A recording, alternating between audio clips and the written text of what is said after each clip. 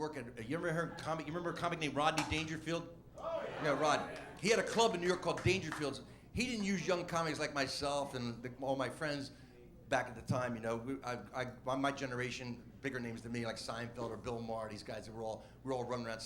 He used his old buddies that were headliners at that time, Jackie Mason, old school guys, you know. But on the weekends, they would bring in groups from New York City, from Long Island and from Queens, of young kids, you know, busloads of them. It was like a rip-off show. They put shows on between 12 and 4, and we'd go up and have to work in front of these drunken teenagers. It was just like chair and a whip act, you know what I mean? It's like, you know, you're trying to survive. You know, you pick out the loudest one, you crucify him, and everybody else screams, Barabbas, Barabbas, put him down.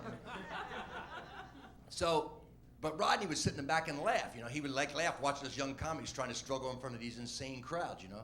And then one night I came off and he goes, hey kid, you got a lot of guts. You stay up there. I like that. You stay up there. Hey, come on down. You want to have a drink or do a little something? I said, yeah. So Rodney, when he got off stage, he used to wear a robe, but he wore nothing underneath it. Nothing. I mean, so you saw his junk. I mean, he didn't close it. So I go downstairs to Rodney, and I'm drinking with Rodney. So I got it. And he pulls out cocaine, and I did a line of cocaine. It was like first time I did celebrity cocaine, I realized there was a difference, you know. There's a huge difference. It was back then. It was like apparent because the cocaine I was snorting was all stepped on with, you know, baby laxative. You know, one line, then take a shit. One line, take a shit. You know. And this was like unbelievable. And I said, I got Rodney here, and I want to ask him a question. I said, you know, what can I do to get better? He said, do you tape yourself? I go, yeah, I tape record, but I can't stand to hear it, listen to myself. I sound stupid. I don't like the sound of my voice. He goes, who does? Everybody fucking hates himself. That's why you're doing comedy.